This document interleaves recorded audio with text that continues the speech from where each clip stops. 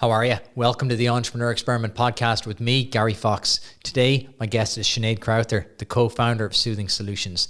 This is an absolute masterclass in resilience and logical thinking.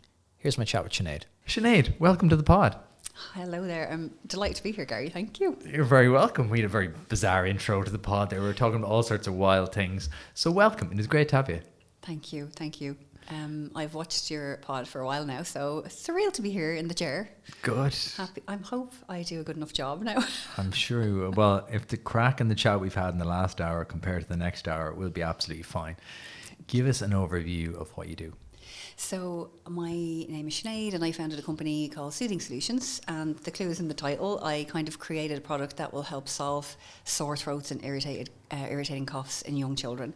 My background was pharmacy, and I realised over a 20-year career there wasn't a real product servicing children's needs for sore throats in the same way as adults had a lozenge. So essentially that's what I did. I brought that to market.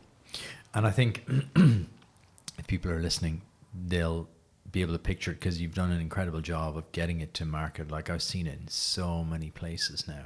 Great, that's what I want to hear. Yeah, no, it is. Even on Sunday, I was telling you, we were at our shop and I was like, oh, there it is. There's Tonstix.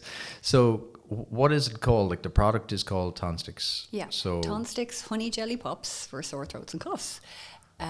So if you think of all the great brands, they kind of have names that's similar or a clue to what they are. So Tonstix for your tonsils on a stick. It's that simple. And my idea was, you know, some of the big brand lozenges for adults are made from honey and they've zinc and vitamin C for immune support. And during that use in the mouth, nothing is cured. You know, cough and cold industry is worth billions, but we know you can't cure the cold or cough kind of thing. You just have to manage the symptoms. So I knew a child-friendly one would have to look like that and do all those things, but be suitable for children. So I put the honey in a jelly base. And so it was formulated to melt at body temperature so there would be no choke hazard. And then what do children love to use? Lollipops, but they're quite bad for them. They're full of hard candy, E-numbers, choke hazards.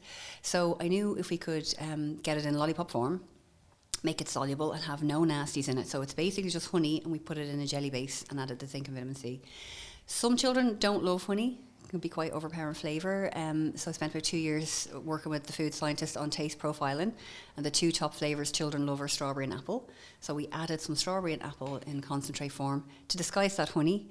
And because we also know, as parents, children will not take anything they do not like. No. Like, it's literally like wrestling crocodiles. I was saying to you, like, Thrashing. my daughter's only 15 months and the other night she had her first like major no. Literally the hand went out, she like just the hand went to the face and was like no. Yeah. I was like, you're 15 months. How do you even know how to do that?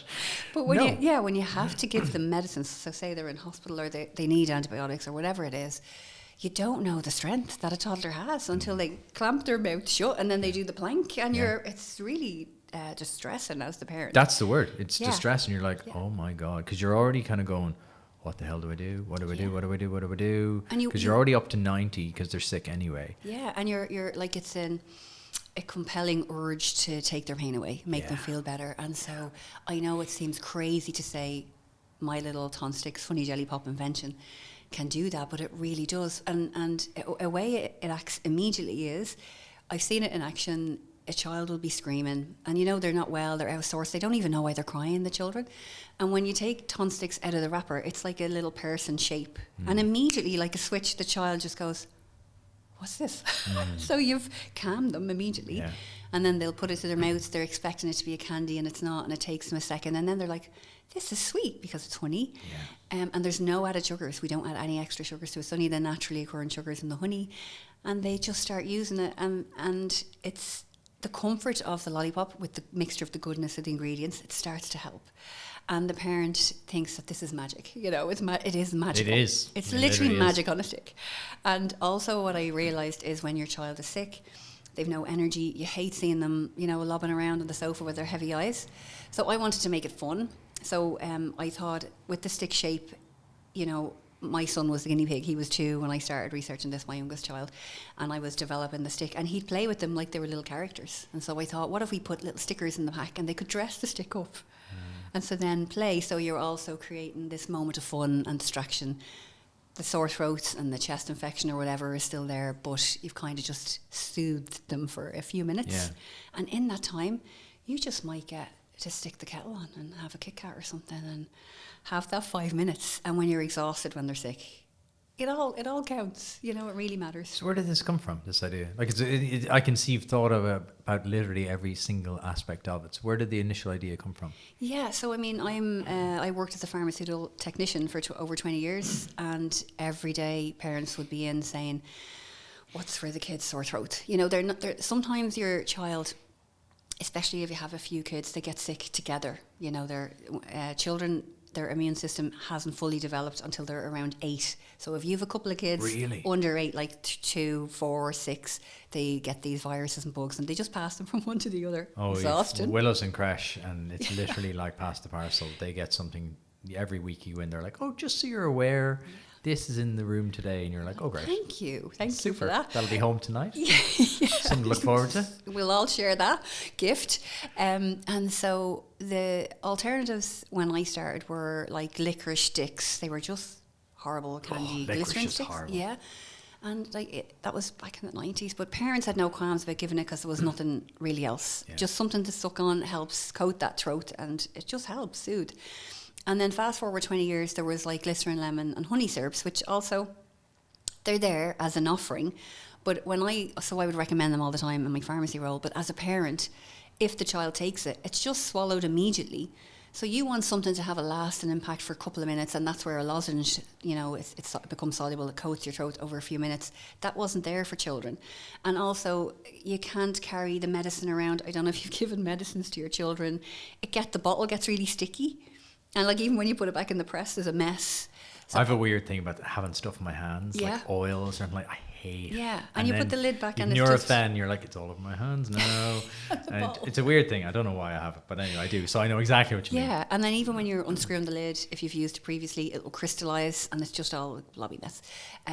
So I felt I had an idea in my pharmacy days, and I used to always joke with my colleagues and say, I have an idea for a jelly solution to this, but it would be an individually wrapped honey offering where it wouldn't be a mess, and it soothed the child, and the children would want to take it, and that's half the battle. So over years you were kind of 20 years. You were thinking and thinking and thinking. Yeah. Okay. Over the past 5 years in this podcast, I've spoken to so many amazing Irish businesses who started from a single idea and grown to become world-class companies, able to compete with the very best on the international stage. And many of those started and grew with the help of their local enterprise office. From starting up to growing to becoming more sustainable or digitization, your local enterprise office has everything you need to make that happen for your business.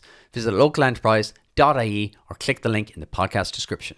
Okay, you know me. You know I'm massively into my health, fitness and training. But there's one thing I haven't spoken about before, and that is a product I take every single day.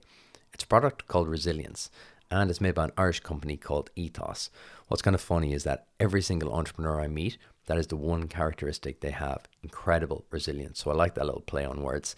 It's a multifunctional supplement that supports cognitive function, immunity, which is super important this time of year, energy levels, and it keeps stress at bay. I also love it because it's easy. If you're bringing anything new habit into your life, it has to be easy, and taking Resilience is so simple. I simply mix it in a glass of water every single morning, and I always throw a couple of extra in my gym bag to keep them with me. It's a really tasty blood orange flavour as well. It ticks all the boxes. It has B vitamins, amino acids, vitamin C, and adaptogens like reishi mushroom and ashwagandha. So, if you want to try it, I think you should. Go to weareethos.com, and because I like it so much, the guys have given me a discount code. So if you go to weareethos.com, enter Gary Fox at the checkout, you'll get 20% off, which makes taking Resilience about €1 a day, which is an unbelievable price for building some inner resilience. Check out weareethos.com. If you've been listening for a while, you know Iconic Offices have been my partner for ages now. Working and recording out of their flexible workspaces has meant a huge deal to the success of this podcast. So it made perfect sense to partner up with them again for season 17, but to give you, my fellow entrepreneurs, a unique offer. Come work in the Iconic Office workspaces for free with no catches. Simply visit the link in the description below and enter Gary24 for a free day pass or a free day office pass. Enjoy. And jelly vitamins hit the shelves. And I mean, I don't know any parent who doesn't give their child a multivitamin in jelly form. We couldn't keep them on the shelves. And that's when I really started to say, if you could do that and make that a lozenge, but make it really appealing to children, but full of good stuff. you know, I know it'd fly. And then as a parent, I had my first 3 children in around 5 years. I was like a manufacturer of sons. I just fired out clone after clone. They all looked like each other. There was one after another. And one of them had asthma, childhood asthma, and he got every kind of bronchiolitis, viral. The other had ears. The other was a chest. It's just a constant stream of... Good job I worked in pharmacy and got a discount. And you had the additional knowledge, though. I mean, you know, for Yeah. parents who don't have that knowledge, it is difficult. You're like, Yeah. going, what do I do now? Like, and you don't want to be running to the doctor all the time either. Yeah, and so sometimes you get to know when they need to go to the doctor, and otherwise, you know, this is just brewing. I just need something across the counter to manage this till it passes. And you get good at knowing. You can, just by looking at your child, you know when they need to see a doctor. So all that parental experience, and then, you know, pharmacy sector experience. To me, it was obvious what needed to be done. And so my circumstances changed at home, and I decided probably it was now or never to try and pursue this as an idea. What was the first step? Because that's the one I love exploring with people. The 0 to 1 piece is always the piece that I find magic. There's kind of 2 landmarks I think of, like the 0 to 1, where you go from nothing, you take it out of your head into your heart, into your hands, and into physical. And then the other one is when you get your first 10 customers. So I think they're the first 2 milestones. So take me through the 0 to 1 piece. So the 0 day 1 piece was my son had an accident, and we were just out of the hospital, and I was terrified to go back to work. I thought if I left, something would happen to them all. So it was a really hard time for me. I was in a bad place. You know, I felt guilty. I was at work when he had his accident. And so I wasn't really sleeping that well, and it was New Year's Day 2017. And I decided I had to do something that would allow me to make an income from home. And this is literally step 1. I Googled, how do you make a product from scratch? And I thought, I'm going to make this jelly pop. It's going to be really easy. I'll do it from the kitchen. I've seen people doing this all the time on Instagram. That can be me. And it led me to a website called New Frontiers. I had no clue what this was. I have no business background. Like, just want to stress that. 0. I'm science nerd, loved pharmacy. And I'm just a mum as well. So I had no notions about myself, and I had no clue what to do. So this form said, do you have an idea or a concept that you would like to explore? And I was like, I do actually. Filled in the Funny form. you ask. Yeah. And one of the good things, I suppose I'm lucky in that I was really good at English in school. So I don't have degrees. I have like pharmaceutical technician certification. That's my grade of education level. But I was always really good at English. So I was able to fill in the form, really clear vision and funny. The end product hasn't changed. I like how you call yourself funny. That's always good. No, the funny thing is my end product never changed from that first application, Really? even though that was in 2017. It was That's crystal so clear. rare. That is Crystal so rare. Yeah. And I just hit send and I forgot about it. And then it was New Year's Day. So like the 8th of January, when everyone went back to work, I got a call from the facilitator of New Frontiers, and they said, this is actually really interesting. Would you come in and talk to us? And I was kind of like, I actually forgot I sent that in. Yeah, okay, I'll go in. And for the first time in a long time, someone had said, you've done something good, because when your child has an accident and you've been at work and you've that mom guilt thing, and I was on my own, I felt like I didn't really do anything good at that time. So it was kind of like a lifeline as well. So a couple of things were happening for me with that one Google search. I think that's beautiful though, because it's just to start. Just to do that one thing. It's just to start, and just because that's the bit I always say, like the biggest killer of businesses is that they never start. Google. It's not finance. It's Google. not all these things. It's not product market fit. It's just they never start. They never literally start with that, and it's amazing. The New Frontiers program is amazing. It's an incredible. It's, as we're recording this, it's Local Enterprise Week, but there's so much in Ireland to help you start. I think that's amazing, and you just have to reach out, because no one's going to do it for you. You just have to make that initial step, and then there's so many pathways for it. Well, that's exactly the route I took, because I didn't have anything. Literally didn't have anything. I was on my own with four sons. One was recovering from an accident, and I had given up my job, so I found myself on full-time lone parents benefit. And I'd always worked, and I loved work. I loved the balance of working a few days a week and being at home. Yeah. That worked for me. Everyone has their own choices to make, but I enjoyed that. And now I was at home, so worried about how to pay the bills. But then this kind of took me down this new path of this program, and I didn't know any of these things were available. Like I said, I have no business background, didn't develop a product before, wouldn't have had a clue, and I started a New Frontiers. And it was like 2 evenings a week, 3 hours each evening for about 12 weeks. And then at the end, you had to pitch. I'd never pitched before. But I didn't find the pitch hard because it was something that was really obvious to me. Like, why doesn't this exist? And that was actually also a barrier, because in the pitches from the business consultants and the the mentors, they'd be like, Sinead, if this was a runner, the big giants would have done this already. And I was like, but I'm telling you, I'm in this sector 25 years. It is a runner. I don't know why anyone hasn't done it, but there's a massive gap for this. And it's a global scale. This affects children all around the world. It's not specific to Ireland. Children get sick all the time around the world. It doesn't matter religion, race, income. Huge problem, yeah. They get sick. And there's nothing for this very specific. It's a niche, but it's a big one. That's the thing. Find a niche, and you have to find a niche. I think there's a brilliant learning here as well, because people are always waiting for the right time. When this happens, I'll do my business. Everyone has that idea, right? I'm sure you get this all the time as an entrepreneur. I'm sure people approach you all the time going, oh, you have a great idea. Oh, I had a great idea too. And they never do it because they're waiting for that right time. Whereas you've just beautifully put there, you just started. It was probably one of the hardest times in your life, but yet you just started. Yeah, and if that hadn't have happened to my son, I would still be in pharmacy, because I loved pharmacy. I loved the sense of helping across the counter, and then someone would come back in and say, the thing you recommended that really helped, and you're building those relationships. So I really enjoyed that.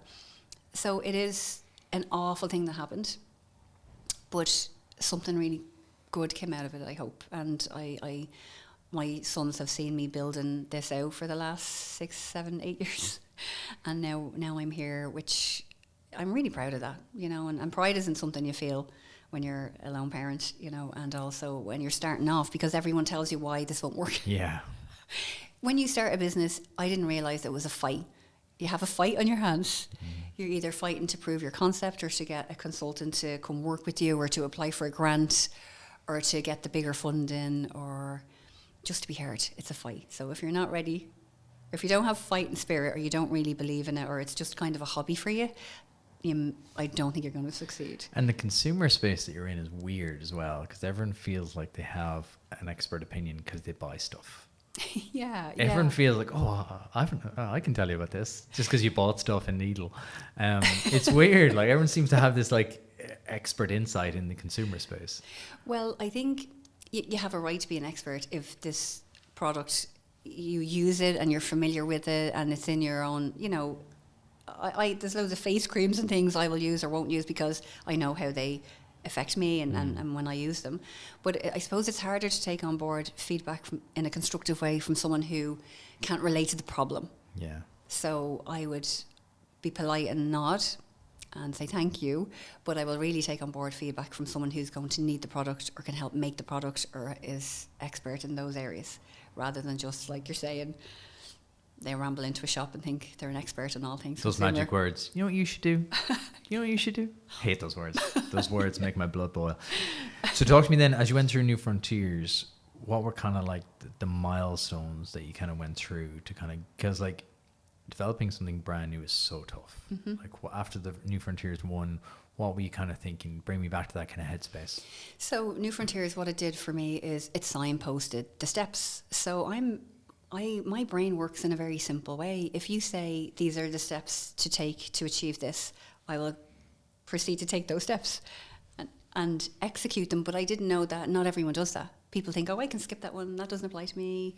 Yeah. I will take you quite literally and do all the things to achieve that goal. So they said, if you want to develop a formulation, you're funny, there's a number of universities here that we work with that you can apply to, and here's a grant that funds it. So I went away that day, made the application for the innovation voucher, and when that was approved, I went through the list, found the university, formulation began, and that's alongside, I got to phase 2 on the program, funded 15k, thought I won the lotto. So I'm on loan parents, and then they're saying you get 15k over 6 months. So what I did was obviously lived off some, but when you don't have a lot, your needs and what your purchases, they're not like expensive, your survival mode. So I put a lot of that into developing the product as well. And so Enterprise Ireland kind of funded that first stage, and then I had a formulation, and then I knew what to do next, which was apply to my Leo for a priming grant, because I needed the stick to be developed to put the jelly on. So now I had jelly, but that took like a year. Wow. Because saying jelly on a stick sounds really easy. And initially this is the thing I had to overcome on a personal level, was I felt really stupid saying it out loud. So on New Frontiers on day one, there's a room of 15 people on the programme, and you do the round robin. Hi, I'm Sinead. And these are all corporate people, and they had these genius ideas. And someone was like, I'm working with the University of Boston, and we're putting chips into people's brains, and they can... No, I mean, it wasn't that, but I that's know what you it sounded mean. like to me. And you always look at everyone else's idea going, oh, that's a good idea. Yeah, and they're doing idea. this tech, and this is marketing, and it'll transmit this from one place to the other. And then I'm like, oh, Jesus, I have to stand up and say, I'm Sinead, and I want to put jelly on a stick. Have you heard of jelly? And you heard of sticks? Wow. Ready for this. So I just wanted the ground to open up and swallow me. And also I was really hung up on my North Side accent. Really? Because a lot of people in this entrepreneurial world on these programs were from corporate backgrounds who identify these things, and I felt really self-conscious in the rooms, and I had to get over that. I got over it fast, but it took a while. So working through the programs, then I got the funding, got the formulation done, got over my jelly on the stick proposition. Just want to say, of the 15 people in the room in 2017, I'm the only one still with the business I set out to do back then. So never underestimate. We showed them, didn't we? Don't sell yourself short, you know. Yeah. That's powerful. I know we're joking, but that is powerful, because we do tend as entrepreneurs to kind of look at everyone else going, they must know something I don't. We do look at when we put people on pedestals and kind of go, oh, wow, look at them. Whereas in reality, it doesn't matter. They know. If I've learned anything, I don't know a lot about a lot, but I know over the last 5 years I've learned everyone's just figuring it out. Everyone is just doing their best, figuring it out, and they have all the same insecurities that we do. It's just that some people can hide it better. Well, this is it. And maybe they're looking at you thinking you're doing pretty well, and they're like, damn it, jelly on a stick. Why didn't I think of it? So that brought me to 2018, and then I went back to pharmacy 2 days a week because had to just pay the mortgage and pay the bills. And I was I got over the accident. My son had recovered, and we were all kind of back to school and normal. And then I applied for the Priming Grant, and that allowed me to start contacting medical device companies. So I have no background in medical devices, and I was just looking up people on LinkedIn, medical device companies in Ireland, and I actually just drew the stick idea on a scrap of paper. And on LinkedIn, I was emailing these people saying, I need this stick thing developed. Could I meet with you to talk to you? And I didn't expect answers. And I would get answers saying, that's really interesting. Yeah, pop down. So it went down to a medical device company in Longford with my scrap of paper. When I look back, you know the way people think you have to have a 3D PowerPoint presentation. Where's your 3D printed? Give me your example of your 3D printed stick. Yeah, but you know what? I think it might be refreshing to have such a simple thing presented. This is it, and it's can you do it or not? And you're going to the experts. Yes. Like it's like getting a plumber. I always think this like getting a plumber into your house and going, now, Sean, here's how I think you're going to plumb this. I always think that because I'm like, well, I don't hire a plumber and then go and tell them what to do. You're going to experts. Like, you're going to them for a reason. And I think it's when people try overreach and try to be experts in everything that they just end up stuck in the mud. Yeah, I mean, the naivety of me just going in to the medical device company, 25 million euro facility, and I've like a piece of paper on my son's copy. You know, I wasn't polished. But this is what I would really like to share. You don't have to be. If you have something that's worth building, people will see it, the people who know. Yeah. And he sat down and he said, yeah, but the tooling cost for that would be 30k. And my heart sank. I was like, it's taken me a year and a half to formulate the jelly and do the taste testing with the children and get it to the solubility I need and all that jazz. Why did you have to build a new stick? Because the stick in the shape I wanted doesn't exist. Okay. So lollipops go on straight sticks. Yeah. And during the formulation stage where we were working out how it would dissolve, I was using regular straight lollipop sticks, but it was just the jelly just came off in one clump, and that's absolutely what I didn't want. Yeah. I needed something to support. I keep saying jelly on a stick, it just sounds so silly. To support that jelly that would keep it in place during use, that it wouldn't come off in one kind of big chunk at a time. That's everything I didn't want it to be, and that was a real challenge. And so but it's those little details that are the magic, right there. That's where the beautiful products are built, because it's the obsession about the quality and the micro details that make the difference between good products and great products. And this is for children. So this cannot be compromised. This is non-negotiable. This feature is And non-negotiable. it can't be complicated either, because you can't go, okay, now here's the 5 steps you have to do to eat the lolly. Oh, don't eat it like that. It has to be intuitive. They're too, like, they're going to put it in their mouth and just devour it, or they're going to throw it. And we can't predict what a 2-year-old's going to do. So this man said he could do it, but I needed 30k. So I was like, okay, 30K, I'm going to come back to you on that. Thank you for seeing me. And I actually have that piece of paper now framed beside my desk in the office. I love that. It's a little crappy scrap of paper, and that's how the stick part came about. I love that so much. And then I went to the Leo, because you can get Enterprise Ireland funding or Leo. You can't get them both at the same time. So I absolutely went for any type of funding I could get. So Prime and Grant was the next obvious one. And then I had to get support in to get a Prime and Grant, you need a financial model built out. So I do everything on paper, you know. So they gave me another grant to hire a financial mentor, and you had a couple of sessions with him. And at the end of that, he built out this basic model that was enough to secure the Prime and Grant, with the formulation complete and the medical device company saying they would do this for me if I could get the money. So then I went to the bank, no money. I had no money. The Prime and Grant is great, but you have to spend the money first, and they refund you. Okay. 50% of that. So I still had no money in the bank. So I did not think the bank would give me a loan. You know, my personal circumstances, I wasn't a good bet. 4 kids and a mortgage. You know, it's working 2 days a week. And I could have went back to work full time at that stage, but then I was into this. And so that's the sacrifice I made. I could have probably earned fine wages working 40 hours a week in pharmacy, but then I realised if I just sacrificed that and worked on this would probably pay off in the longer term. So that's what I did. And there's a big sacrifice though, and I think people need to understand that, like, it isn't easy. And this entrepreneurship gets kind of like a sexy vibe on Instagram and stuff like that, and you're going, there's honest to God sacrifices and graft, and that's a perfect example of it there. You going, you could have went back and earned great cash probably in pharmacy, but they're the moments. They're the we talked about sliding doors moments on the way over here in terms of moving house and things like that, but they're the sliding doors moment whereby everything changes. Yeah, and it takes time. It's not, you can do it on the side to a certain extent, and then you have to just jump in. So I didn't expect the bank to give me, I was just looking for 20k. I'm saying just, that may as well have been $1 million to me at that time. It's all relative, right? Yeah, it's all relative. And when they saw I had the Primer grant and I had the financial model built out with the Leo support, and then I had used the innovation voucher, Enterprise Ireland were supporting me as well with this concept. And then the bank manager just got the problem I was trying to solve, and they gave me 20k loan.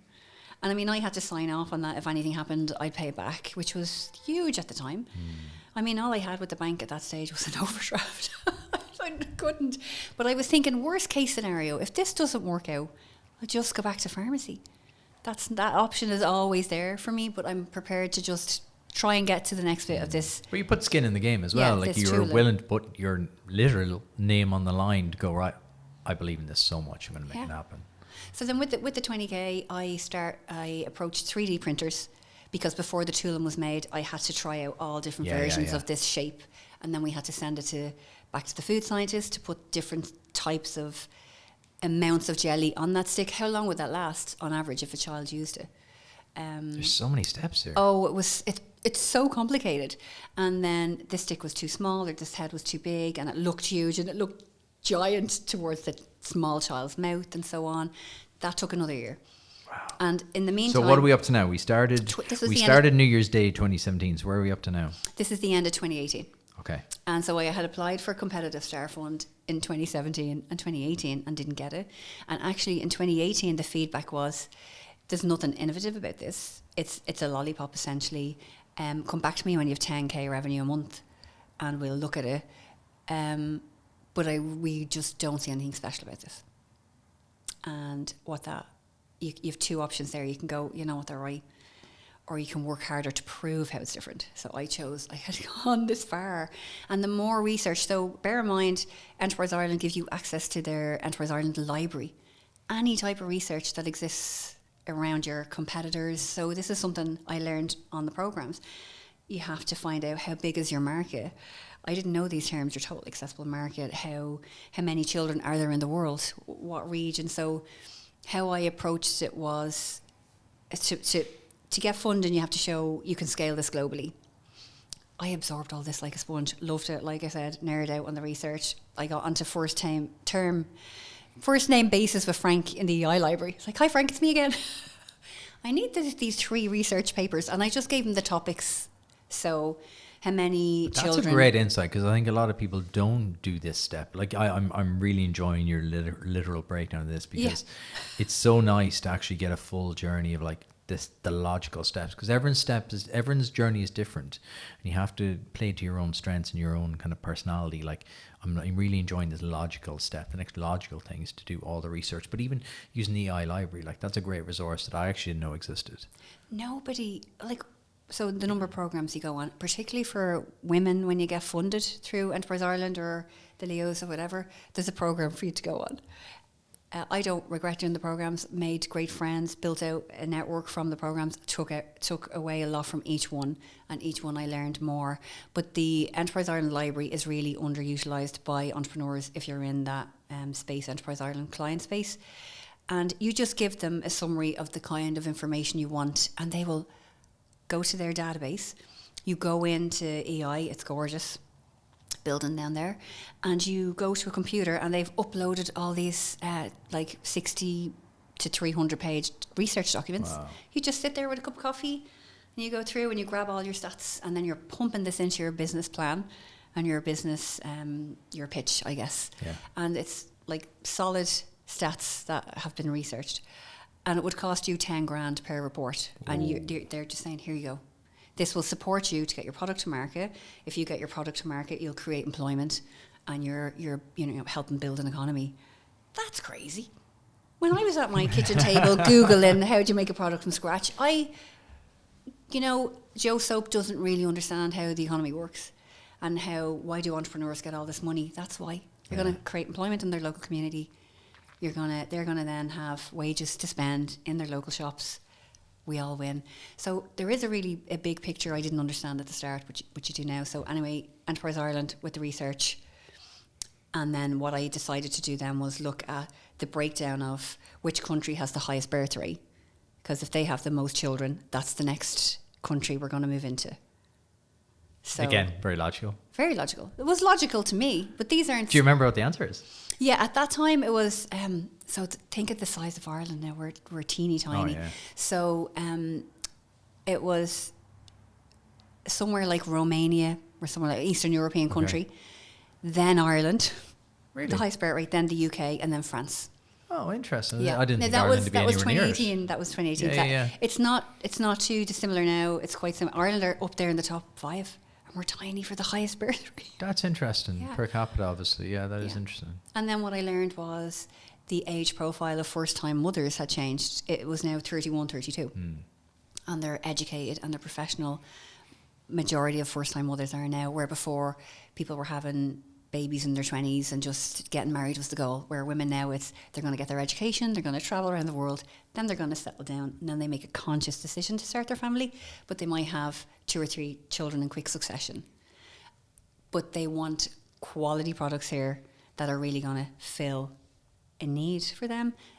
And that mattered to me then when I was making the product. I had to have the best honey. I had to be really high quality.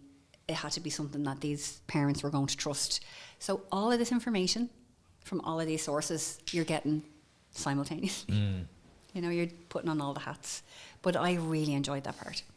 Really? Yeah, and it's ongoing. You have to still know what the trends are. What country today is the highest birth rate? Because we're literally taking that action to enter those markets now. So that work is really important at the start. But this is a hard graft. You're 2 years in now and you still don't even have a product. Yeah, and I'm still working 2 days a week and still getting lone parents benefit, to survive. But I felt it was worthwhile. And on New Frontiers, I had met Denise, who's now my co-founder. She had another business. No way. She had it really cool. I thought it was really cool, sexy, like tea company. And it wasn't like your tea in a tea bag. It was like in tins, and it was really cool. And it was all different flavors. And she and I became friends. So she had 4 children and I had 4 children, and we just kept in touch. So she went about growing her tea business, and I went about getting a prototype built. And by the end of 2019 then, I had won competitive star fund. So I got the jelly and the stick together, And when I won competitive star fund, I went to the medical device company and I said, we're on, have the money, let's go. But in advance of that, he had actually said, if this stick is the last thing, there's the dub accent, the last thing blocking you to get this product to market, I'll fund it for you because I actually believe you're going to do it. Because I kept in touch with him over the time to say. There's grit there. There's grit. Like, as I'm listening to this, I'm like, this is serious grit. Because most people have the idea on a Saturday, go, oh, must look at this idea. And by Saturday evening, they're like, oh, no, it's not a good idea. But you have to understand, I was loving this. This like lit me up. I was like, nerd paradise here. Getting absolutely. And no one was looking down on that. They were. It was interesting. I was surrounding myself with fellow nerds and people who got the problem I was trying to solve. So when I won competitive star fund, I'd established I couldn't outsource the production of the jelly on the stick that I had now. The jelly on the stick. That's why I won competitive star fund. I was ready to be funded. What is competitive star fund? So at that time, it's renamed now to something else, but it was called competitive star fund, and it was 50k investment. Enterprise Ireland give you as a company. It wasn't a grant, so they take equity and they give you 50k. Okay. And along with that was another program called Innovate up in it's called Further now. It was the Guinness Enterprise Centre at the time, and it was to put women in a similar space where they had launched a product or they were bringing a product to market, and you could just kind of have that support. And I started the program, and actually that was a really good program. The workshops they delivered were really useful at that stage. This is the beauty of Enterprise Ireland programs. They put you in, they're all irrelevant at different stages. So New Frontiers was concept stages. I needed that at the concept stage. And then I went through to Innovate. I had fleshed it out and I was ready to go. Just needed to execute the manufacture. And at that stage, this is August 2019 now, everything had come together. I was working on a brand, like an identity, and it wasn't quite right, and I had limited cash again. So I had lined up a number of pharmacy chains to stock the product. Because of my background in pharmacy, I was just picking up the phone to old colleagues I used to work with who are now buyers for distributors or pharmacy chains. So this brings us to the first 10 conversation, because this is beyond the 0 to 1. This brings us to the first 10 conversation, because this is really challenging as well. Like, people go, okay, now who's going to buy it? So you used your existing network. Yes, and this is another really important tip, because I've been talking to people who are at the starting point or almost ready to commercialise, and I say to them, so what's your customer saying? Who have you got lined up? And they're like, oh no, we're waiting until the package is delivered and then we'll talk to them. That's such a big mistake. I'm not saying I had expertise here, but to me it made sense to have them lined up. So when it was ready, I could go just like the medical device company. So I do all the research well in advance. Yeah. If I need to get to here, I need to know what I need to do to get there. That's just my brain and how that operates. Again, common sense, I think, for entrepreneurship. It's a skill you can't learn. It isn't. Like, I mean, you know, Charlie from Bounce, who was on last year, he probably put it best than anyone I've ever heard. He was like, listen, sell, build. And I think about that all the time. Listen, sell, build, because a lot of people do the build. Yeah. And then go back to the listen going, well, what do you think of our product? And then they're like, oh, it's not what the market wanted at all. Well, that's the thing. And I suppose just with the pharmacy experience, being the parent and then not having a business background, I had to go through those steps. And you were listening for 20 years. That's the difference. Yes. You were listening and listening and listening. You were an R&D for essentially 20 years in your head going, okay, that's a problem. That's still a problem. Okay, that's different now. Now the jellies are in. And no one was doing it in a different way. So innovation, I guess, is something brand new, or delivering a solution to something in a new way, like a better version of something. So at that time, the medical device company were on board, Enterprise Ireland had invested, and I had a sales pipeline. I just needed to get it. Was it the same medical device company that you went to with the piece of paper? Yeah. Oh, that's cool. So he built the tooling. If you build it, they will come. He did it. And then I paid him back out of competitive star fund. He's still our supplier today. That's cool. I love that. Yeah, and that's great about, you know, still having trade with supporting other Irish companies to help build your company. You know, it's all this cycle, this lovely cycle, that's keeping us in our homes and paying our mortgages. So at that point, I realised I had about 350 pharmacies who had lined up to stock the product. I thought I'd just hire a little commercial kitchen, make a few little samples and start that way. Yeah. But it already the pharmacy buyers saw the value in this solution. And so I would go to meet, I'm not going to name the groups or anything, but I go to meet a buyer and say they did 100 pharmacies on the island. And I say, would you try it out in 5? And then I'll get some data on sales and some feedback. And they're like, no, we need to put this in every store. And so I had a few meetings like that. And before I knew, there was like 400 pharmacies. So then my little idea... Good problem, but still a problem. Yeah. So the commercial kitchen, small scale, I couldn't start there. And I was meeting Denise for a coffee one day. Her daughter had tonsillitis. The irony. And she was at a crossroads with her business in that she's real ambition. You know, she's an entrepreneur. She had like an online magazine. She started a tea company. She was a sound engineer. She now had kids. She just wanted to do something that mattered and have big scale. She's hungry, hungry for it. And I said, well, if you're at a crossroad with your tea company, you don't think that's going to get to that point? That's exactly the potential this has here. Do you want to come over to the dark side and make jelly pops? What an offer. And I said, I know it's a lot to ask you. Like, I know salary to offer you. Why did you ask her? Because I knew I had to build a manufacturing company. Because the companies I reached out to companies around the world, again, through EI. These are manufacturers of similar jelly products. Well, not similar, because jelly doesn't exist on a person-shaped stick anywhere. But jellies, manufacture of jellies, it's a completely different process. And these manufacturers would say, we'll make you the jellies, but it won't be on the stick. And then I would be saying, but that's my USP is this shape stick with this formulation on it. So they were like, change it. But I was adamant I couldn't change it because then it wasn't unique anymore. So I went through a lot of that across Europe with Irish manufacturers, and they just said no. So then that's when I decided this has to be made at home and I'm going to have to do it. So Denise, I said to her, this is what's ahead of me, and I do feel it's a 2-woman job. I still have 4 kids at home, and you're talking about setting up a manufacturing company now. Right. No matter how much grit and ambition I have, you need to know when you need a hand. And for me, that was the point. I needed a hand. And I had seen Denise over the years. She had great determination. She was so enthusiastic. She'd opposing skills to me. Okay. She ran a company. She had real entrepreneurial spirit. She was an engineer. I knew if we were going to build a factory, someone with an engineering brain would complement my science, and she said, yeah. I was absolutely thrilled. And then Really? we became, we drew up a co-founder agreement, and then there was 2. That's wild. It was wild. Because people are always like, oh, I need to get a co-founder. How do you find a co-founder? Like, there's no rule. Like, it's generally people in your network. That's why it's so important to get out there and do these things. Like, do the new frontiers, go to your local enterprise office. Like, you have to be in the game. There's no way around it. I believe that is the case. You have to be immersed in the cycles and in that part, in that stage of your journey. So if you're going to college to study medicine, you go to lectures and you hang out with other people studying medicine. So again, it just who you surround yourself with is so important. It's so important. It's important in the moment, but it's also important over your journey.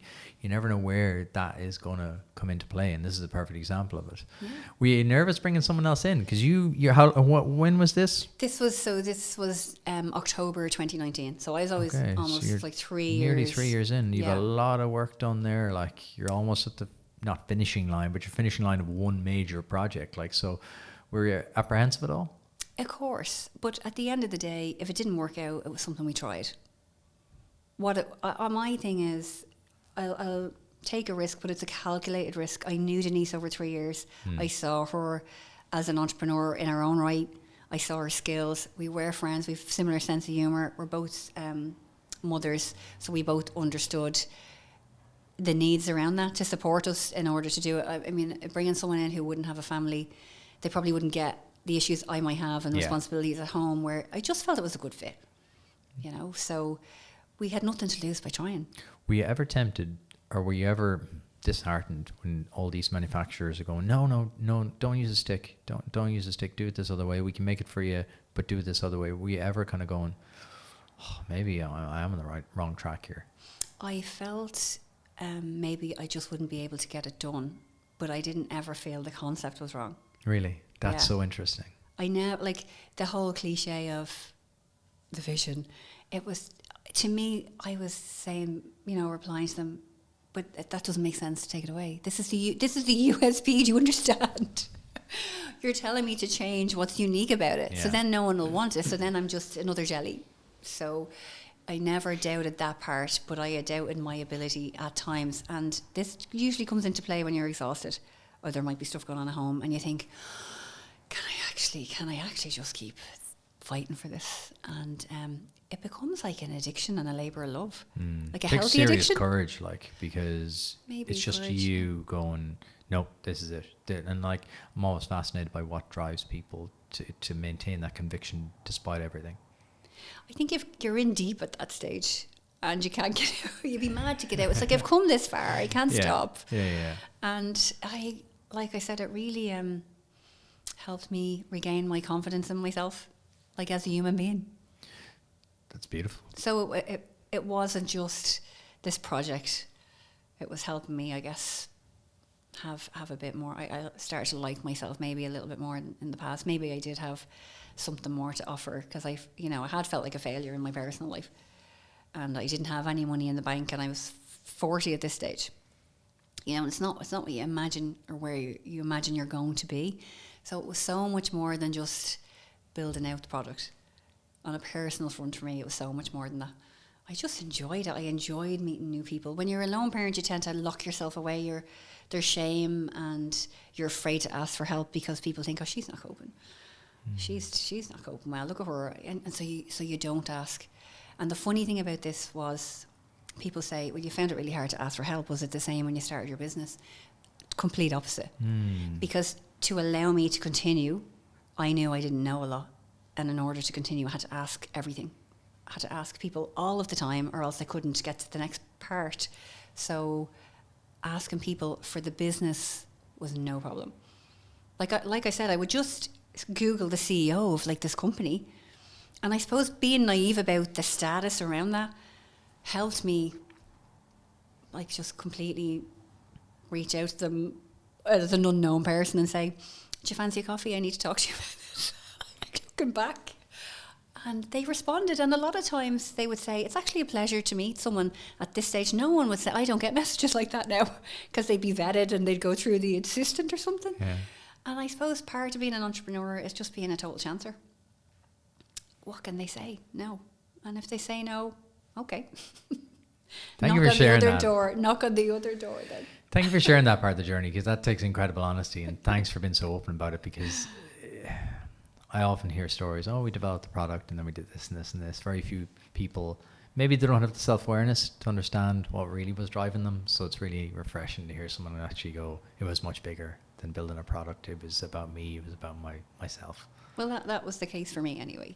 So when Tonstix is on the shelf, it's pride, I feel, that I was able to, despite my own doubts about myself, secure the grants, pursue the CEO, get Denise to join me. When we became a twosome, everything changed, because we'd all of her skills, and then she just, I don't know if she's more obsessed with this than I am now, because the potential. And I would say we're a dynamic team, because look what we've achieved now together. And there's no shame in saying, I need help with that. What's the shame in that? You can't be trying to do it all the time. And also, I wanted to be still present for my children. You can very easily get sucked in. Because it's all consuming. It's building a business is all consuming. So it's even more remarkable that you're able to find that balance while still going after it as hard as you are. Yeah, I don't know. It's probably a bit of madness, but an addiction. There's definitely a bit of madness in it. There's definitely, it is an addiction. So Denise comes on board. When did you get the first product on shelf? Talk to me about that moment. So poor Denise came on board October 2019, and we were trying to link in with Chagisk to unlock the manufacturing piece at a bigger scale. So she kind of knew she was coming in at the stage where we were trying to commercialise this, had to figure out how to mass produce the product. So that's where she came in at. Like, it was a hard stage. So you had the stick. Yeah. But now you'd actually start a manufacturing company on top of this. Yeah. Wow. Okay. And so that was the challenging part. So you have a concept that's never been tested. This doesn't exist that you can compare it like anyone could compare it to. And she's bought into this now. She fully knows the need. She believes in what I'm doing. and she feels she can add value here now. And so we got on a program with Enterprise Ireland called Foodworks, and it was the first food specific program we were on. So I guess our product Tonstix, it's essentially honey in a jelly base with zinc. It's fortified with zinc and vitamin C. That's food. But I was placing it in the pharmacy sector because that's where parents go when their children, especially when they're young, they go for advice. So you know your child doesn't need to see the GP, but you want someone you trust to recommend something. You don't want to cause harm. And I knew that journey, and I knew that's where we would place the product. And also, with no experience or business degrees, I knew that would help to build trust. If pharmacy trained staff is recommending this product, consumers would say, I trust that. And so I felt that was the strategy to go with. But it was a food product. So a pharma company aren't going to help you because there's no drugs in it at this stage. So we got onto Foodworks, and they introduced us to Chagisk. We got more funding, 35k feasibility grant through this. So this was the middle stage, I would say. Enterprise Ireland came in, and they assigned us a mentor who was in food manufacture for like 30 years. Then lockdown happened. Then we were at our kitchen table trying to build a factory. Honest to God, that's what happened. He started sourcing engineering companies around Europe and the UK who build machinery to produce food. So produce confectionery or nutraceuticals, those jelly gummies. And he set up meetings with those companies for us because they wouldn't answer us. We had this crazy stick design. Jelly on a stick, we probably sounded a little bit loopy. But he got us the meetings. And then what I learned from this personally was how to facilitate those meetings and what conversations we needed to have with these engineers, because I didn't. So that was a big learning curve. And that was a really valuable one because that helped us map out this production line. So when you do a little formulation in a lab, there's steps you take, critical control points. You mix this here, this happens, that has to happen at that temperature, then you need to do this and so on. And that's your plan. And this exact plan needed to just be scaled up. So through machinery, instead of doing it in a little pot and a hob, you're going to do a big piece of machinery is going to do this. So we were working with these companies. Different companies provide different machines. In lockdown, we were emailing the drawings, and then we'd have a Zoom. But we were nobody to these companies. We weren't like Dairy Gold or Unilever. We were just these two crazy trying mums. to build a brand new factory. Yeah. With no money. We were relying on grants. We were both living on a grant at this stage. Denise was now living on a grant. She'd walked away from her tea business. And we managed to map out what that production line would be. So I was videoing, so myself and Denise couldn't even meet. So I was videoing myself making the jelly in my kitchen with regular ice cube trays. And I would pour the jelly in it, and I'd get the jelly out, send it to them, video that process. Then I would ship the ingredients over. So I suppose their supply chain was sourced because I had to get the ingredients to do the trials in my kitchen in lockdown. So unbeknownst to myself, I had built out a supply chain because they were the same ingredients we were going to use. So again, you just take the next logical step. Yeah. So ship the ingredients off to these companies. So I think somewhere in Brussels, somewhere in the UK.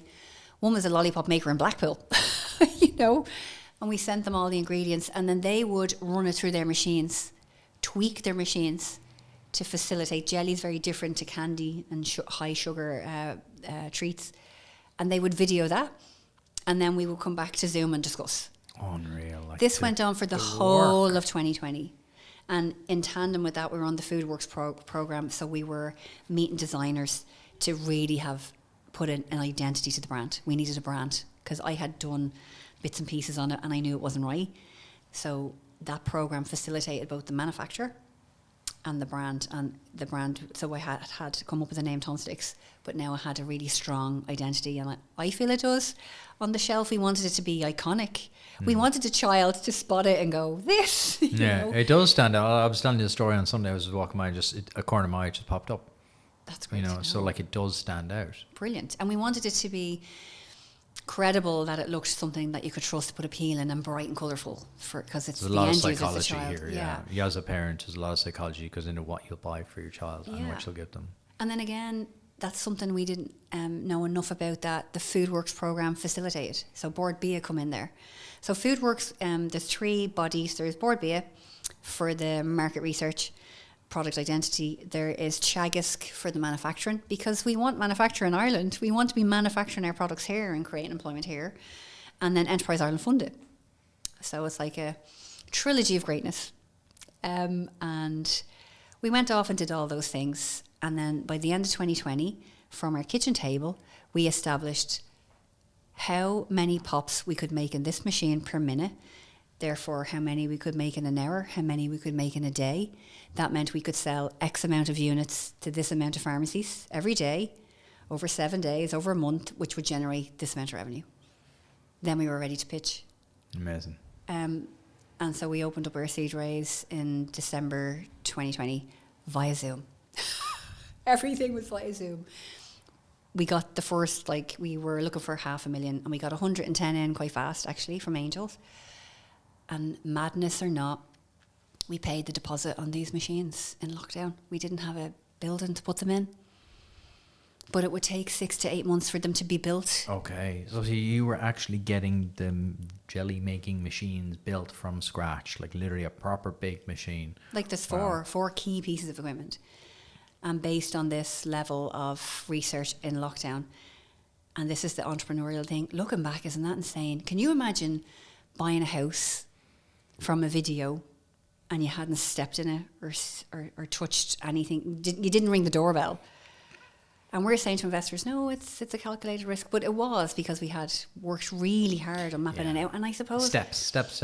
Yeah. Like the logic, this is such an interesting story just from a how to... It's like how to start a business from scratch, perfect guide episode, because you've taken every single logical step. Like you're a rare entrepreneur. In fact, you've taken every single logical step and followed it right through to the letter. Yeah. And it shows you what is possible to bring a little bit of money at the start, essentially no money at the start, but logically build. You don't need millions to start. There's that myth that you have to go out and raise millions pre-idea. And we were laughing about this over coffee, like the whole world has changed now, the funding world has changed. And it's a perfect example of someone who can actually do it by just being logical. And consistent. So what are we now? We're up to we're up to December 2020, and I was pitching at home with my Christmas tree in the background. You know? And I suppose the pushback was, but this isn't proven. The pushback was, and I'm going to say it, and it doesn't land well, we're two women who are saying we're building a fully compliant, operational manufacturing company now from our kitchen tables. Did you feel that pushback? Yeah. The first angels who came in didn't doubt the plan. So the other thing on the programs, it's helping you build a business plan, and with no business background, that's really useful. You might get a template, and obviously you build it out from there. But with no business background, that seems like an overwhelming task, and what categories and what you say in the business plan. But as you're working on each area of the business, your brand, your sales pipeline, your manufacturing, that's another, chapter in your business plan being answered as you're doing it. So the lockdown thing for us, although it felt really frustrating that we were stopped, it gave us the time to perfectly build out. Like what we built out in lockdown is exactly what exists now in Dundalk. That's exactly how it played out. We had the time. So the time was suddenly taken off the table because no one could do anything. So we got into all the really intricate, fine details. And then the engineers became really interested who built the equipment, because they were like, we've never seen anything like this. We're intrigued. We get the same thing over and over to churn out. Yeah. This actually is interesting. And we won them over, I got to say. We won them over with the innovation and the difference. A VC came in then to complete the round. We were looking for 500,000. But we had offers from another angel investor who wanted to give us the whole 500,000. And we had a problem with that one in that there was a break in that December where you could meet people face to face, and we hired an office and we had the masks and we were going through the financials. And his question he put into the ring that day was, are you ready for this? I'm already cringing. You two have 8 children between you. Do you really understand the work it's going to take to pull this off? What's your childcare position? You ever been asked that? We were like, we've both had careers to date, so we can assure you that that won't be an issue. And like childcare is an issue. You can have 2 parents working, whether you're married, divorced, separated, lone parent. The school generally rings the mum. That's just the way it is. I don't know, unless you specify otherwise. Like if the mum and dad's name is on the contact list, they generally ring the mum. I don't know. That's my experience. But for that to be said in a meeting where we're talking about 500,000 investment, And if I am invited to a panel or anything, I'll always ask for show of hands in the room by the men in a pitch. Are they ever asked what their childcare situation is? And they're not. So I don't know why I keep being surprised, because I hear this over and over and over again from great entrepreneurs I have on, that they run up against rampant sexism, overt sexism, even in environments where you assume everyone is educated, savvy, world-wise. You know, these people have done well in certain areas. They've achieved certain things. Yeah. And you go, how are you so ignorant to the ways of the world? In the ways of the modern world, whereby asking that question, it just blows my mind. Still, I don't know why I keep being surprised, because you keep coming up against it. It's bonkers. It is a bit bonkers. And what was your reaction? so we just said, we can assure you that today we've managed to hold down jobs and careers and have a family. It's not one or the other. And I suppose it's just I'm going to say belittling in a way. It's like, but do you understand? Yeah. Do you really understand? Like, we're two 8-year-old little girls, Like patting you on saying, the head. can we have some money, please? We don't really know what we're doing. Like, you've appreciated the work it took to get there, and the level of research and time and energy we had put into it at that stage, for someone to say, but do you really understand? So it was I find it so weird that people even get to that stage and go, oh yeah, I'm thinking about investing in this company, and then go to the meeting and then to ask that question. You're like, why waste your time? Well, my response to that, we assured him that it wouldn't be an issue, and we could, our aim was to balance it all, and we feel we had what it takes to balance it all. And there was 2 of us. And then I kind of said to him, what's your childcare situation? How are you? Who's minding your children while you're here today? And he just replied, oh, my wife. And I was like, I have to get a wife. God. So demeaning, That was a as well. hard no from you. He didn't say no that day, but about a week later, he was doing his due diligence, and he just said the time wasn't right for him then. And I don't know whether that's why, or whether financially. To be honest, you had a lucky escape. We did. Because you couldn't work with someone like that, an absolute dinosaur. You could not work with someone like that. We did have a lucky escape, and it's a hard blow, because we were supposed to close, let's say, the 31st of January, and he told us this like on the 20th of January, and we had this supplier saying we need the next tranche for the machinery, and it was the first time you really felt proper pressure, because we'd committed to buy. You signed a contract to buy the machinery was probably around 350,000. Wow. And we were looking for the rest of the money to bring in, and at the same time looking for a unit to put them in, because we didn't even have a built-in. And everywhere was full or too expensive, and no one would see us, because we weren't manufacturers yet, so we weren't taken seriously at all. So it was that weird time during COVID when property was suddenly mental. Like, it was just, you couldn't get anything, and then there was all this stuff about key money, and it was a weird time to be trying to get anything off the ground. Yeah. And so you're not an established business person yet. Your brand isn't even on the shelf. We were just getting our boxes designed, so it was a hard sell. But we had met a VC on the Foodworks program, and they took an interest in us, and we start, I suppose, due diligence with them, and they offered us the money, and they also brought in 2 other, I suppose, big players in food and business, and we secured the investment with them. Once we secured that, Enterprise Ireland offered us match funding. So in the end, we brought in 1.4 million. Wow. From my little drawing on a scrap of paper. So you were trying to raise, was this the same raise? You were trying to raise 500, ended up doing 1.4. Yeah. Amazing. Now, because of lockdown, it came in drips and drabs, it trickled in. But I have a photo of myself when a big chunk of it went in. Denise captured me on the company bank account. I went on like Banking 365, and I was like, oh my gosh, oh my God. And she has that photo. But those moments are so bloody rare. You got to drink them in, because you've already dealt with few dinosaurs a few months ago. You've had your hopes dashed, and you got to drink those things. They're those moments. They're the moments between the moments, right? They're the moments where you're like, oh. But what I love is the contrast. So we had a photo shoot for like the Indo, and it's like up against the wall. Oh, doing the staring into the distance thing. And I would tell all entrepreneurs, practice this in the mirror. This is, you need to practice stare. Picture what you're looking at in the distance. Yeah. Stroke the chin. So we had all the cool, edgy ones for the independent release of Securing the Money.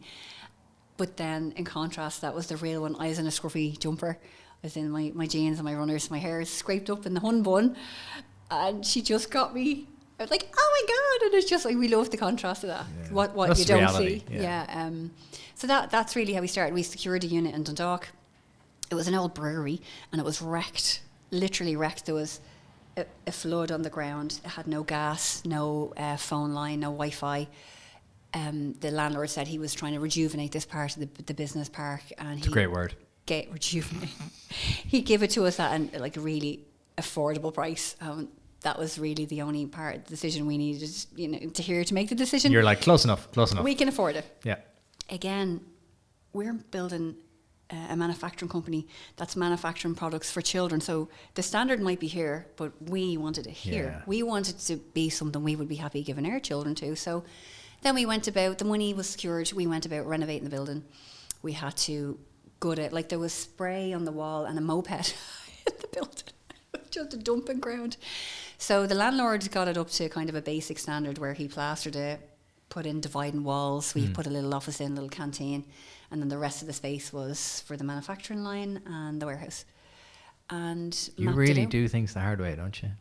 I mean, we like a challenge. You love a challenge. And My Denise God. is the same. She's actually probably worse than me for this because she's technical and engineering. So this is her jam, Right. And we had blueprints. So we're like, who are we going around with blueprints, bringing home the blueprints, and it's Right, it's the all big a novelty. tube just carrying it around. Let's have a look at the blueprints, and So when was the first product rolling off the line? first product rolled off the line April 2022. So when the machines arrived so lots of things happened in 2021. Do you remember that big cargo ship blocked? You sure do. And the canal and everything was stuck on the ships. Then, so the machinery came from around the world. Ours was on hold in a port somewhere because the shipping containers were in short supply because of the backlog. So it took what should have taken 6 months to arrive, took nearly 12. And all the time we were just building out the brand identity, setting up that sales pipeline, like really securing the deals. We secured a distributor here in Ireland to kind of target all of the pharmacies instead of the first few. So we were able to hit go on all the other things. We were building the unit to have it compliant, and then we were dealing with the HSE and the environmental health officer. She had to give us a license, so we were doing all these things while we were waiting. And then we and then we had to hire a team. We had to find production operatives. The line doesn't run. It's not tech. You don't just have I don't mean I'm not minimizing tech developing or anything, but you don't have a developer on his own on a laptop. We needed 6 people to run. Yeah, it's not like the machine just turn them on, they spit them out the far end. Nothing really works like that. Yeah, so we then had to learn about human resources, HR, employment law. So it's a lot, and you just start absorbing it all.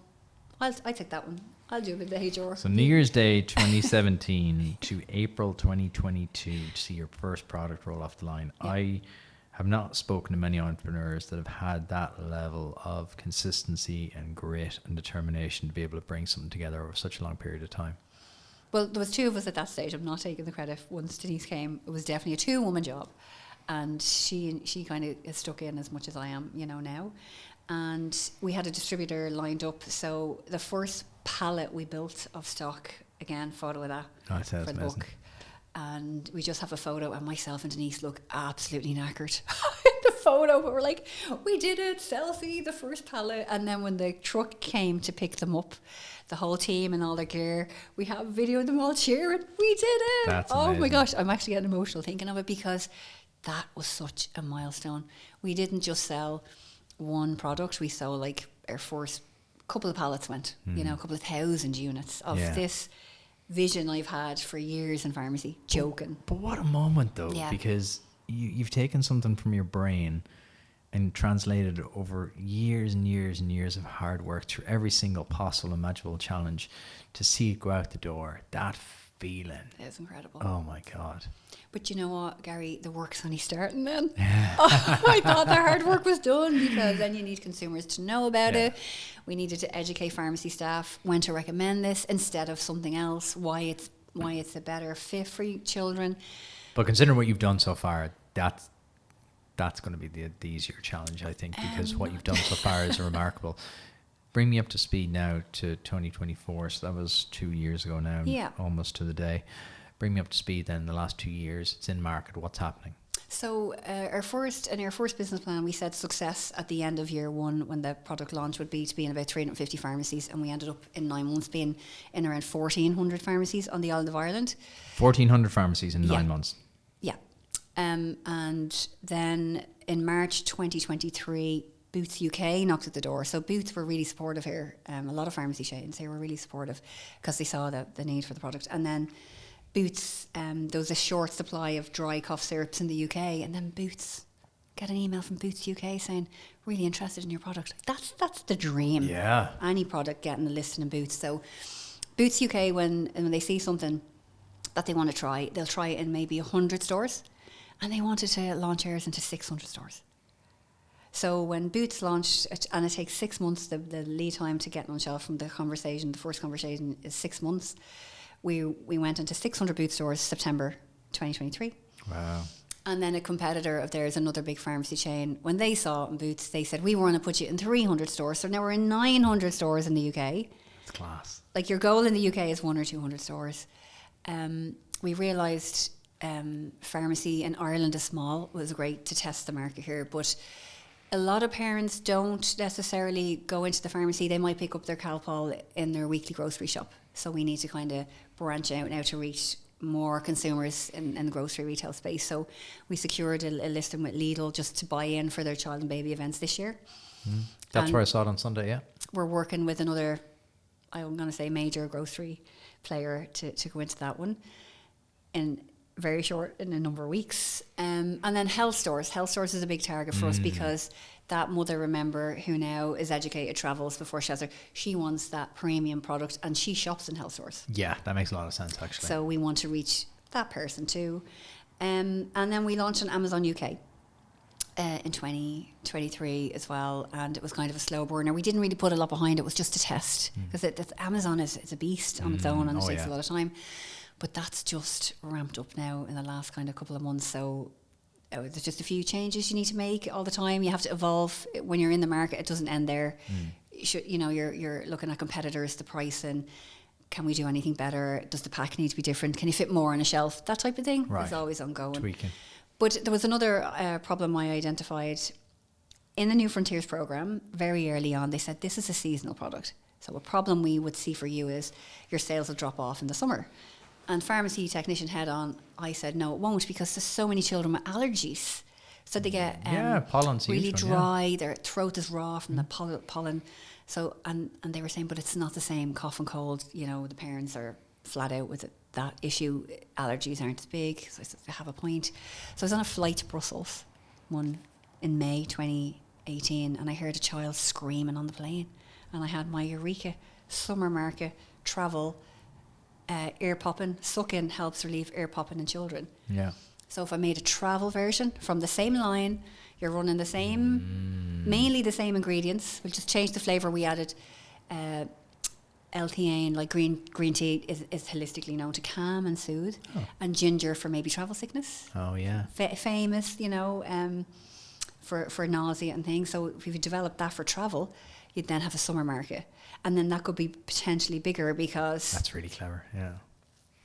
I mean, who wouldn't want to have this for the child on the flight? Just in case as well. Yeah. Just in case. And I don't know if you've travelled with toddlers, but if you have a soother in their mouth, they'll throw it out because their ears are popping. If you're trying to get them to suck on a bottle, they'll throw the bottle down. Yeah. Everything the goes bottle's on the floor ground. of the plane. We know we've had so many messages from parents on the plane with the pups, and that's that thing. As soon as the child sees it, they start to use it. The stickers come into play, and we even put a little mini child's passport in the travel pack. And it says, we at Tonstix give you permission to travel. And then they feel like they want a grown-up passport. You're never going to give a child their passport. That's cool. And so that's really captured the travel market. So we're kind of launching that in a big way for 2024. So we're entering a completely new channel, like the travel space, the global travel space. We're pitching at a travel expo in May in Hamburg. And we've had a lot of interest just from the platform already. So what global domination. These jelly pops are going to... I'm booking you in for 2 years' time to come back and tell the story, because this is an incredible story. And you're at it since 2017. We're 2024 now, and I just feel this is only beginning now. We hope so. We do feel a shift in the last, I will say, 6 months, that people really see the value in the problem we're solving, and the uniqueness in the child-friendly way it's delivered. But there's so much more we can do. Like, what we really want to do, my ultimate goal would be to add paracetamol or ibuprofen to this and change the way we deliver medications to children, where it's not distress, it's not that fight, they're already sick. And that would be the exit strategy. Again, makes sense to me. Yeah, it does. But it's all, again, logic. You're the most logical entrepreneur I've ever met. Oh After my 5 years, God, the most thank logical, you. straightforward entrepreneur. Like, phenomenal. Just step by step by step. And that's what I love, because when we do these pods, I always hope that there's one person listening that's like, that's the problem we've been having. Just a couple of takeaways in each episode, whereas today you've outlined just so many steps that people can take, no matter what stage they're at, whether they're just starting and it's going to the Leos, or whether they're trying to get an idea to manufacture, or even just the message, just to stick with it. Stick with it. Even just the message that, if people don't look at this and go, an effort in consistency, like, it's phenomenal to be able to consistently deliver, because that's the hardest thing in the world as an entrepreneur, to be consistent. Yes, and then, you don't have to give up your job in corporate finance or whatever your job initially. So those first 2-3 years, I had gone back to work in 2018, 2019 to maintain. I had a family to feed, and I did. But every other spare hour God sent, I was working on this. So you can do both initially, but there comes a point where you do have to go all in, and that's a big sacrifice when there's no money yet. I'm surviving on like 300 quid grand a week, and I could make it work. You can make it work. I'm not saying it's easy, but there's definitely sacrifices, and if that's not okay for you, if you have a lavish lifestyle, it's not going to be for you. Yeah, well, then you don't really want it enough. You think you want it. You think you want it until you realize it's 300 quid a week, and you're like, oh, that means I can't go abroad 4 times a year. I can't go skiing in every can't January. Get my hair done every 8 weeks. No. Yeah, it's bizarre. We're going to do our quick fire round now. Okay. What book should every entrepreneur read? God, I haven't read a book in years, so I'm going to have to pass on that one. The last book I read was Dr. Marie Cassidy, the state pathologist. Okay. She talked about advocate for women in STEM and not, doing the normal roles. She's brilliant. Okay. Let me just pull up the questions now for the quick fire round. What was the book like? Oh, she's awesome. Like, she's just amazing. She studied to be a doctor, but then hated dealing with people. So corpses appeal to her, and that's not something you'd hear a woman saying, And also, she's super glamorous, so she's rocking up to these crime scenes, like her hair done, full face of makeup, and they're thinking she's strange, and she made that work. She had to prove for herself, so I love that about her. What's the biggest thing you've learned since starting your business? Biggest thing I've learned about myself, or in general about myself, is I have high emotional intelligence, and I think that's a really underrated soft skill people don't talk about enough. I think I'm good at reading a person and an energy in the room, and I'm going to say I've worked a lot on myself, so I understand, am I reacting to this or am I responding? That's so important. I was reactive years in time gone by, and now that's just not helpful. So emotional intelligence is super important. Yeah, it's amazing how few people just do the work. They always react to other people. Everything's against them. The world's against them. It's then when you're like, but why am I reacting that way? It's such a powerful thing. You can always tell the people who've done the work. What would you do today if I give you 10 million euro? 10 million euro, obviously invest some of it in the company. I would honestly put money in the bank for my son's education. So 2 of them are in college, one's doing a master's. Sort my family out, go on a holiday.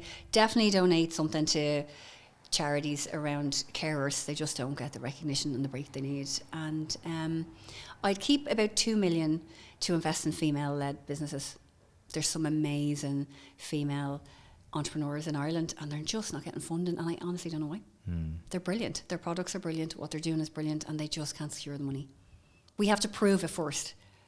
They shouldn't have to prove it. They should have the same kind of equal footing that anyone else would have. It's almost like you have to give them a guarantee. There's no guarantees in investment, but it seems like you have to have a higher barrier. What's something in your daily routine you wish had started sooner?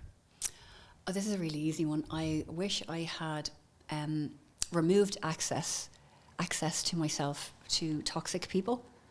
So everyone has toxic people they have to deal with, whether it's friend, family, partner, supplier, someone you're in business with. But either minimizing that access, so your engagement is the bare minimum, or removing access completely. So I choose to do that, and I wish I did it 20 years ago.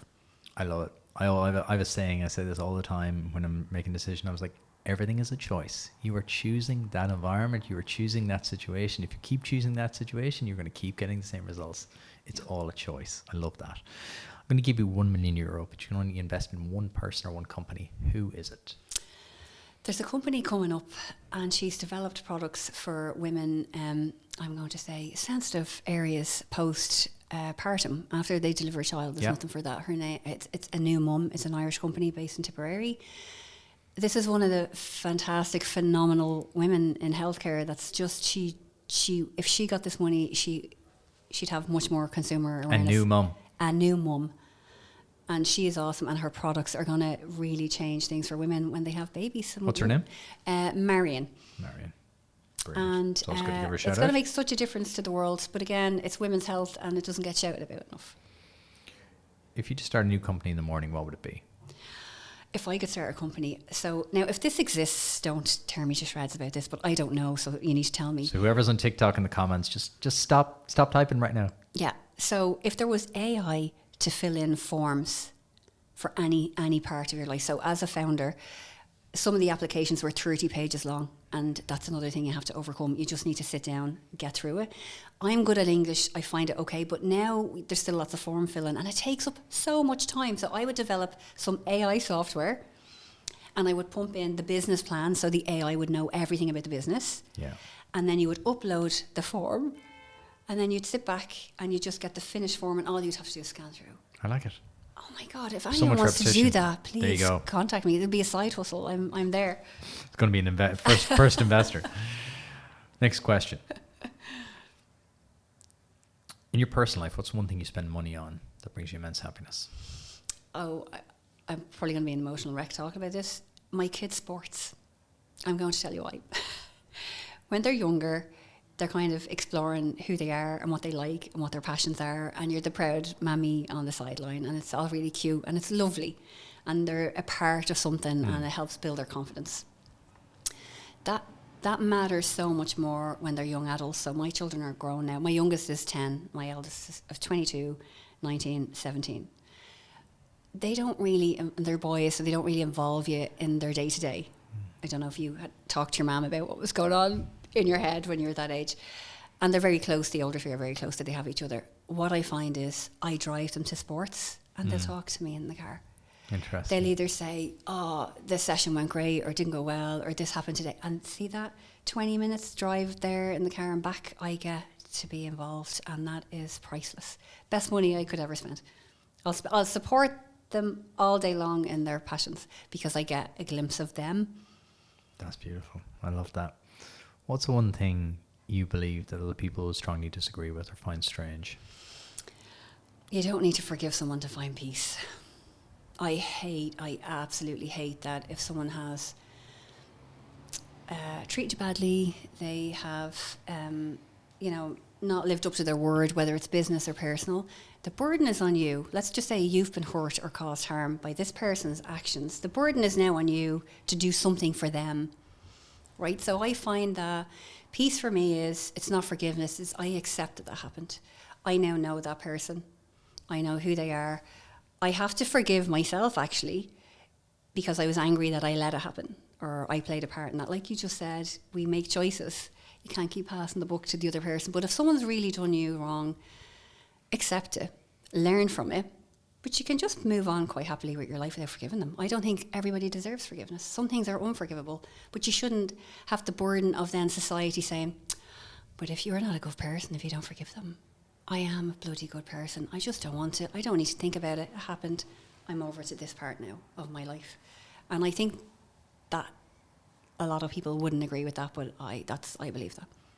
I think you're correct. A lot of people wouldn't. I believe with that. Thank you. 1,000%. Not everyone deserves it. What's your final piece of advice for every entrepreneur listening? I would say pursue your vision with unapologetic determination and ruthlessness.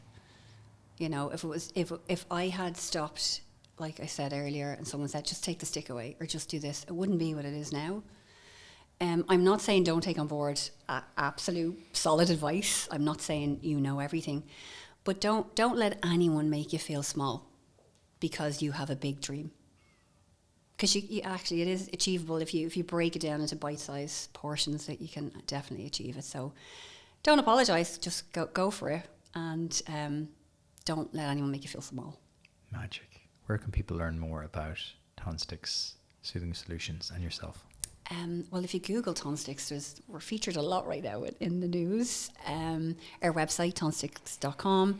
We're on at Tonstix Pops, Instagram, Facebook, and most pharmacies you'll see it. But it'd be great to get some feedback if anyone did try it, if they like it, don't like it. It's always good to hear, good, bad, or ugly. And we're ready to take on more. I'm excited to see where this goes. We'll be back here in 2 years for the update. Great. Thank you so much for joining me, Sinead. Thanks for having me. Really enjoyed it. Made it all the way to the end. Click here to subscribe to the channel and click here to listen to last week's interview. We do these interviews every single week, so hit subscribe. I'll see you in a few days.